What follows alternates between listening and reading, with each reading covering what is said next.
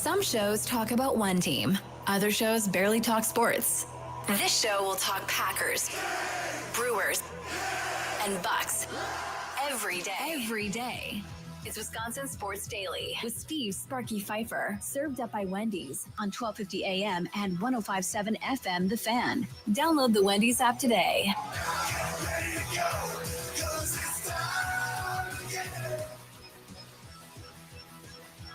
All right, it is the 4 o'clock hour. Now, normally we go to 5 o'clock. Today we're only going to 4:30 because Tommy Wirtz is with us with the leadoff show, powered by the Potawatomi Sportsbook. 1 hour before every Brewers game, we get you ready. We'll hear from all the individuals involved before today's game, plus some injury news with yet another pitcher headed to the IL. We'll get you a starting lineup. So hear from Pat Murphy. Andrew Wagner will be on. I would imagine Herdina is on from the Potawatomi Sportsbook as well. So that's 4:30 to 5:30. I'll be out here at Rally House in Tosa. And again, your chance to come out here, register to win a $250 gift card between now and 5 o'clock. I'll be out here to 5 o'clock doing that. I'll kind of co-host with Tommy for the first half hour of his show as well. So would love to see you out here at the Rally House. We broadcast live from the 1250 AM 105.7 FM The Fan Studios, powered by the Potawatomi Sportsbook. Time now to get to the Green and Gold Update. It's time for your Green and Gold update on Wisconsin Sports Daily, powered by the Potawatomi Sportsbook on 1250 AM and 105.7 FM The Fan with Steve Sparky Fifer. All right, so got some breaking news that came across my phone just a little bit ago. Did you see that a pass rusher has been signed in the NFC East, Charlie? I did see it, and it seems like very much loser play to not getting Micah Parsons, in my opinion. But okay, yes. So you have former Green Bay Packers, Zadarius Smith, goes to not the Dallas Cowboys, to the Philadelphia Eagles goes Zadarius Smith. You said earlier they're winning back-to-back division titles. Change your mind? No, not really. I don't think he affects all that much. Honestly, he kind of seems like a guy that may not be on this team the entire season, based on how he's spent time with teams the past couple of seasons. He doesn't really seem like the guy that we were talking about A.J. Brown before, maybe getting mad about not getting the targets or getting the playing time that he probably deserves. Zadarius Smith is going to be 10 times worse the moment that he has a game where he doesn't play well. They take him off the field, and then he's probably just going to walk off the field or complain about it in the press conference afterwards. So my expectations for him on the Eagles is honestly he'd probably be more of a detriment to the team, but we'll see. We'll see what happens. The Eagles are pretty good at keeping guys' personalities, even when it seems like it's getting out of control, in line. Got the latest injury report for the Green Bay Packers for today, Friday. Full participation for Jordan Love, so he looks like he is ready to roll with his thumb. Here are all the limited participations. So limited, different from did not, right? It's the next step up. Safety Zane Anderson, cornerback Nate Hobbs, center guard Elton Jenkins, defensive lineman Micah Parsons, wide receiver Jaden Reed, defensive lineman Barron Sorrell, Dontavian Wicks at wide receiver, Savion Williams at wide receiver. So a quick look here. That's 8 dudes that are right now listed as questionable for their game day status coming up. Of the 8, how many of those 8 do you think end up playing, Charlie? 4 of them, probably. I think there's some of them that you probably want to keep healthy. I think like what we're hearing about Nate Hobbs doesn't really sound great. Doesn't really seem like he's making the progress I think people were hoping to. And I don't think he plays, and I don't think Jaden Reed plays. I don't think so either. I think both those guys, after what happened with Jair last season, when you had that kind of consistent, especially with the knee with Nate Hobbs, I think this is something that you'd rather be more cautious with, and they're not to the same caliber of like a Micah Parsons, who you really want to see on the field. You want to have that type of talent on the field. Missing these guys is basically what we had last season anyways. For the Lions, Isaac Tesla, the rookie wide receiver, he's back from his illness. I cracked up at this one. Taylor Decker, their tackle, did not participate. All right, because he's resting. Oh yeah, that's normal. Not injured. He's resting. Doc, you haven't even played a game yet. What do you mean you're resting? What is there to rest from? I doubt he played much of the preseason, if at all. Well, I think like with NFL players, I expect this a lot. Even at the college level at Elmhurst University, where we were not a very good team, there's a senior that has had injury problems in the past or is playing another sport maybe or is a captain of the team and you kind of know what he's going to be.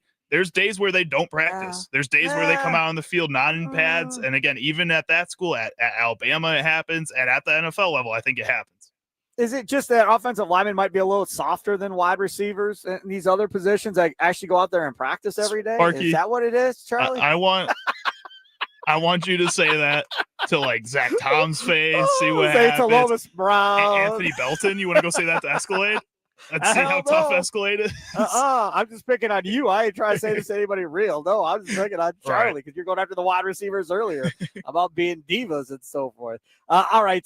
So that is your Graded Gold update with your injury report.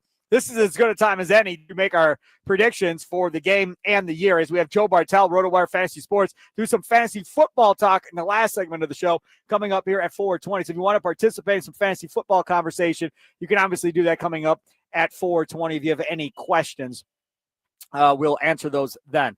Okay, so this division, what are you thinking about for the NFC North? Line them up in order. I'm thinking Lions, Packers, Bears, Vikings. That is my final prediction for this division. And I think 3 of those teams are going to be playoff teams, which means the Chicago Bears are going to be a playoff team. Yep. Yeah, okay. No drinking while on the air. I'm I'm stone cold right now, Sparky. That's a real prediction, Stone baby. Cold. Who did the Stone Cold locks? Was that Rome? Did Rome do Stone Cold locks? Is that who did that bit? I don't know. Somebody sports talk show guy used to do Stone Cold locks. Okay, so I will say that the division is won by the Detroit Lions. Green Bay Packers are second. I'll say the Bears are third, and I'll say the Vikings are fourth. However, I will not put the Bears or the Vikings in the playoffs. I do think the Green Bay Packers will make the playoffs in the NFC. Now let's talk about how far we think the Green Bay Packers will go in said playoffs, Charlie. I think when I'm looking at the Green Bay Packers, if they are healthy going into the playoffs, they should have a much improved defense from last season, and their offense should have more experience and should hopefully take that next step and be a little bit more complicated this year based on what we're seeing. But again, that totally hinges on the fact that they are healthy going into the playoffs. If they're not healthy, I could kind of see a similar trajectory to what we saw the past couple of seasons. If they are completely healthy going to the playoffs, I mean, this is at least an NFC championship team. That's where I have them. I have them in the NFC Conference Championship game, and I think it's Philly again that's sitting there waiting for them. So I think it's Green Bay, Philly again, except this time it's farther into the postseason for the Conference Championship, and I think it ends there in the Conference Championship, which, again, I think is a really good season for this Green Bay Packers team. Love has not been to a Conference Championship game as a starter. These young guys have not been that far. So I think that would be a really good first year with Micah Parsons on the field with the Green Bay Packers. I'd be happy about that. Packers-Lions coming up on Sunday. It's that second slate of games. Immediately following that one, you make the switch to the Fan Green Bay Football post-game show coming up with Tommy Wirtz and myself. Crazy Takes returns. Can he chop the Jaden Reed best wide receiver in franchise history take from last year, this year on the post-game show? We will find out. So him and I will be on immediately following the game. We'll hear from Matt LaFleur, Jordan Love, take your calls, your tweets. We'll do the YouTube chat, the Dugout YouTube chat as well. We'll be live streaming the show like we always do for all of our local shows. Search the Fan Milwaukee on YouTube, and you can watch us and participate in the chat and so forth. And as always, sound off, record a voice message on the Odyssey app, and you can send those in during any of the shows. Even when there's no shows on the air, you can send it in, right? Something crazy happens, you're out and about, or something happens at a game and you want to talk about it, you can send them in at any time. Charlie and Tommy will get those. All right, so going into this game, tell me who wins, who loses. Give me a score, Charlie, using Packers-Lions. I think going into this game, as much as I want to say the Packers are going to win this, again, that injury report is a little bit scary. You have a lot of key players that are going to be out. Micah Parsons is probably going to play limited snaps. Jordan Love is probably going to have a little bit of a limited playbook going into this game, just with him still coming back from that thumb surgery, even though it was minor, still going to have to change some things. And even with the Lions defensive and offensive coordinators being brand new, I feel like that team just is way more stable going into this game. And because of that, I'm going to go with the Lions winning 21-17. 21-17, huh? Mm-hmm. Did Tommy Wirtz make his a prediction for this game? I don't know if he's made his prediction. I mean, he was on the air for like 100 hours today. I would assume he made a prediction. I mean, he was on the Pack-A-Day radio show. Then he was on the Mason Crosby show.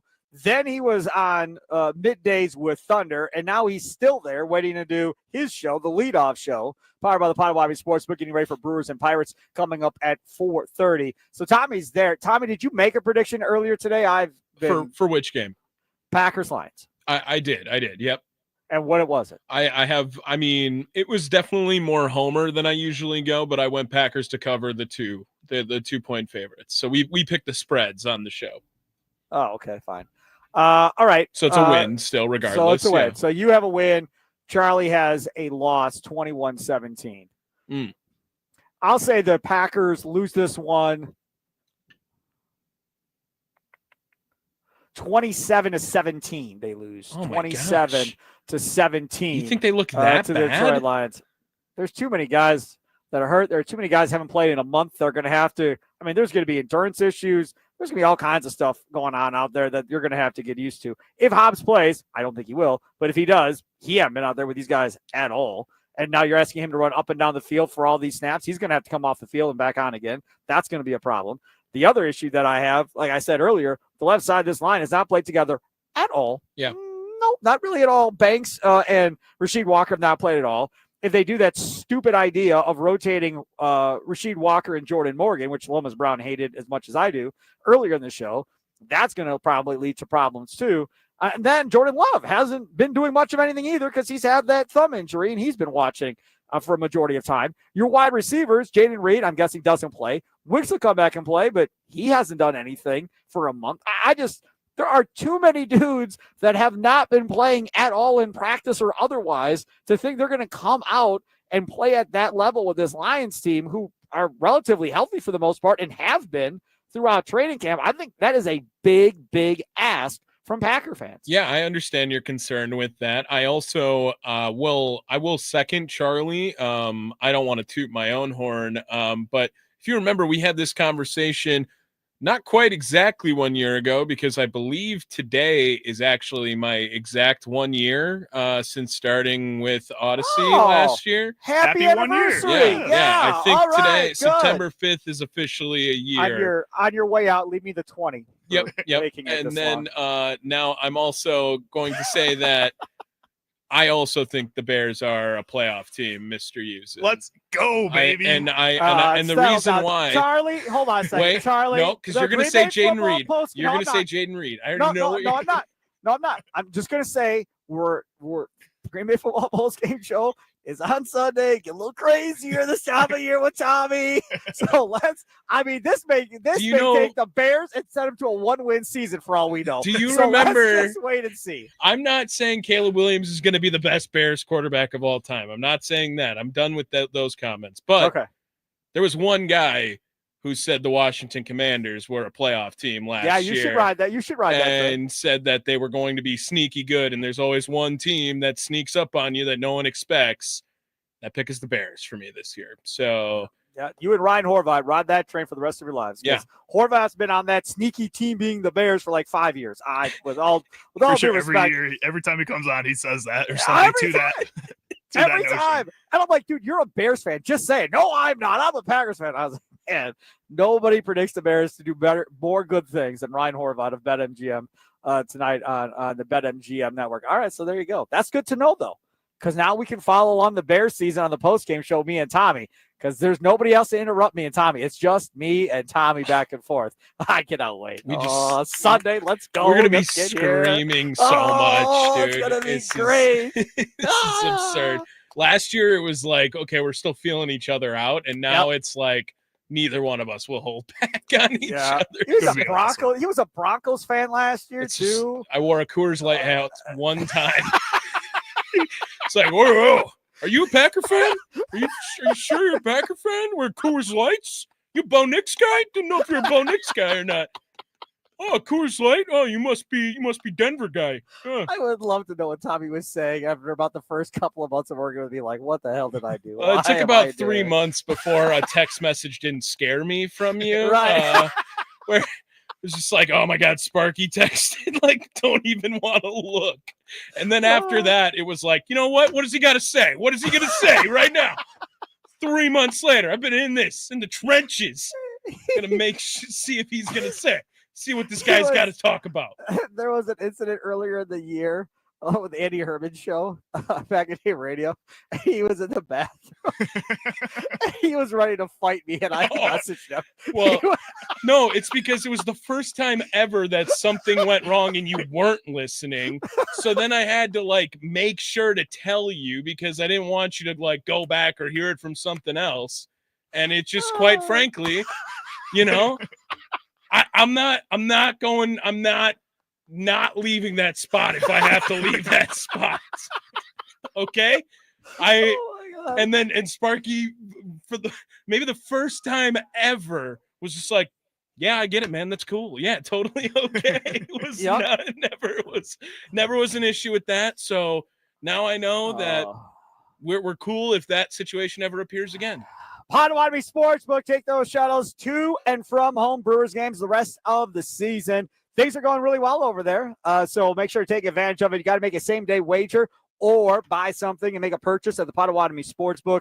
Kitchen beer, some dessert, Can appetizer, I lunch, interrupt dinner. you here because Austin sent me an update with something yesterday. That it was the best day yet of the shuttles. Had 127 people go through on their shuttles for Potawatomi. So I wanted to say shout out to Potto. Yeah. And if that sounds like a lot and everyone's freaking out, if 3 different shuttle buses going back and forth to the game. So you get your space, you're roomed out very nice, but it is becoming more popular. So make sure you guys get on that wave before it becomes even more popular. Yeah, I like it. That is good stuff. So, yeah, take advantage of that. More details on that. Go to Potawatomi.com/sportsbook. Potawatomi.com/sportsbook. All right, our first installment of Fantasy Football Talk with our guy, Joe Bartel, year number 2 with us here on the show from RotoWire Fantasy Sports. He joins us next. If you got any questions on fantasy football, feel free, dial it up, call it in. Nicolay Law Fan Talk or text line 414-677-1250, 414-677-1250, or hit us up on Facebook or Twitter at The Fan Milwaukee.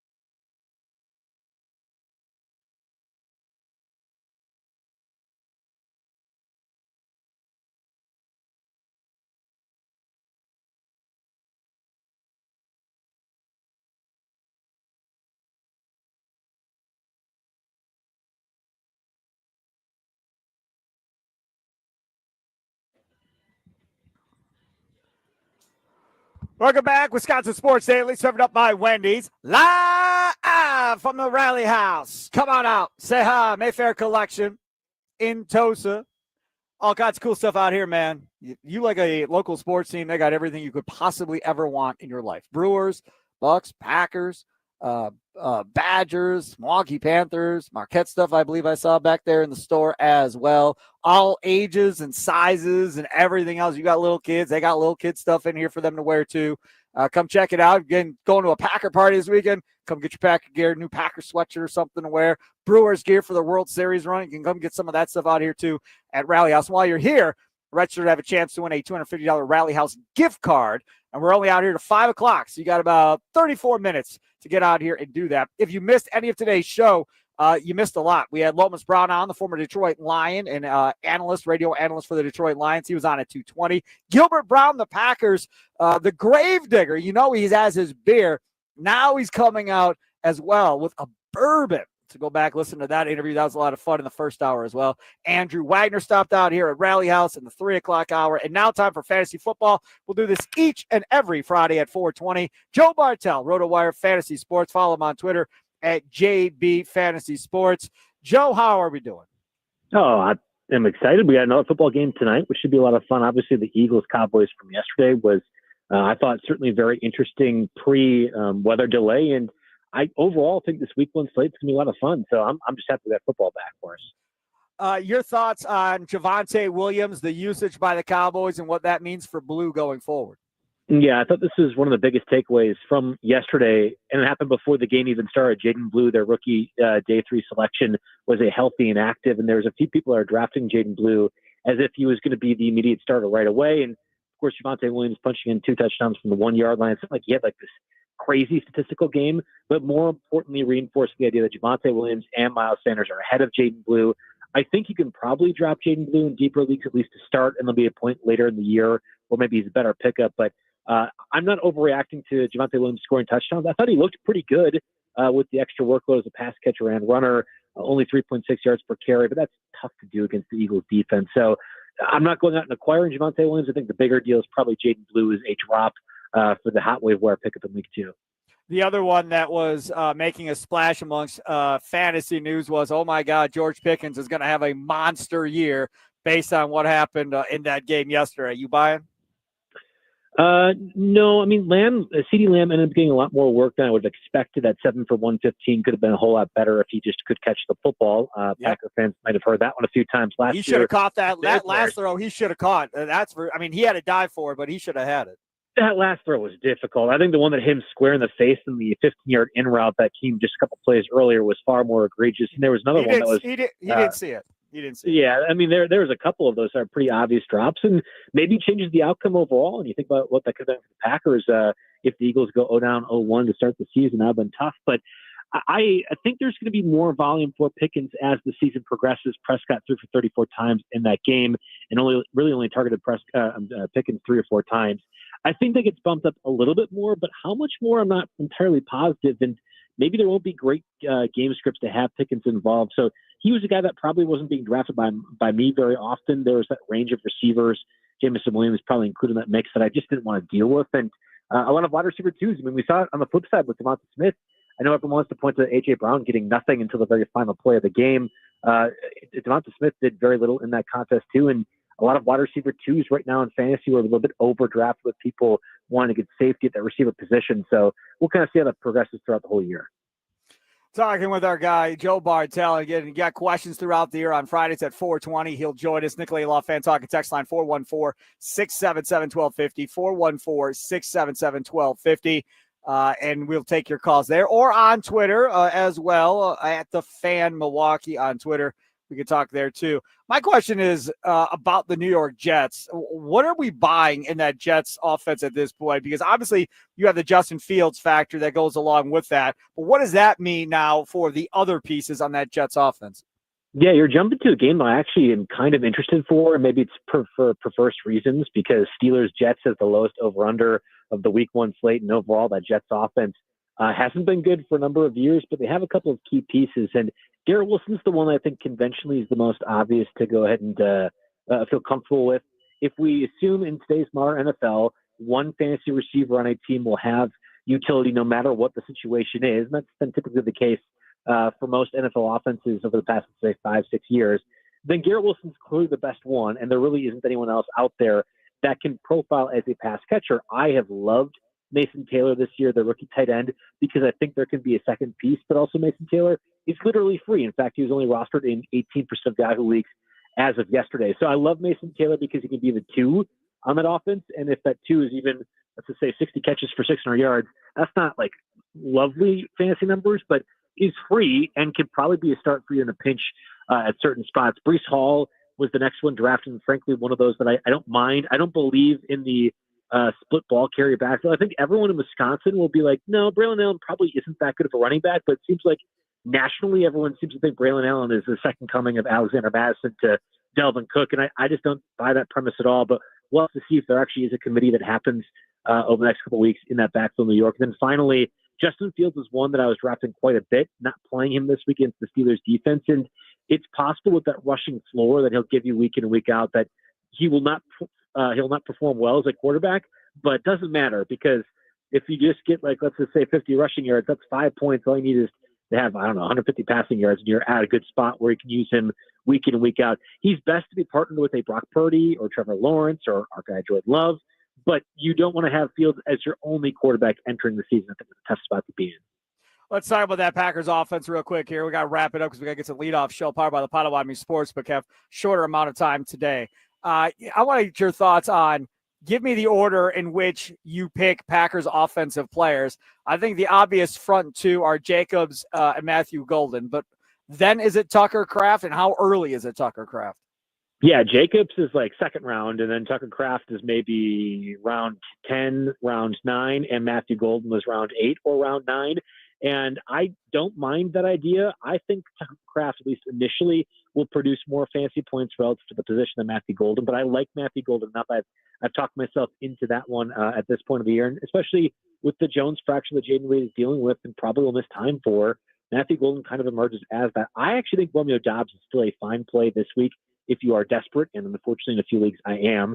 We know that that's Jordan Love's favorite target, especially in the third down and often in the red zone. So Doubs to me is actually one of those I don't mind playing if we assume there's a certain amount of volume that was not present last year when Jordan Love was injured as much as he was. Joe, how are you desperate? We haven't even started the season. I play in 17 different leagues. I am in multiple different formats where you're starting 3 receivers and a flex or multiple places. And I did draft a decent amount of Chris Godwin or someone of that, so the Jordan Addison. So there might have been like a bad decision-making process early in June and July when we didn't know as much as we did. And also I like Romeo Doubs too. Maybe it's a two-part thing.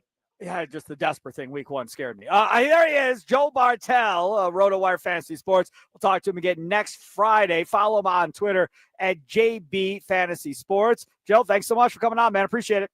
Yeah, thanks for having me on, guys. See you. You betcha. Take care. There he is, Joe Bartel. All right, coming up next, it is our guy Tommy Wirtz with the leadoff show powered by the Potawatomi Sports. We'll get you ready for Brewers and Pirates. First pitch just after 5:30. I'll stay out here kind of co-hosting with Tommy up until 5 o'clock. So still time for you to get out to Rally House in Tosa at the Mayfair Collection and have your chance a chance at $250 gift card. Register to win. Just scan the QR code. Again, Brewers stuff, Packers stuff, Badger stuff, Panther stuff, all kinds of great stuff. You can get out here at Rally House. Still time for you to come out here, register for that gift card as well. Coming up next, it's the leadoff show powered by the Potawatomi Sportsbook. It's been Wisconsin Sports Daily, served up by Wendy's, live from the 1250 AM on 105.7 FM The Fan Studios, powered by the Potawatomi Sportsbook. Toodles.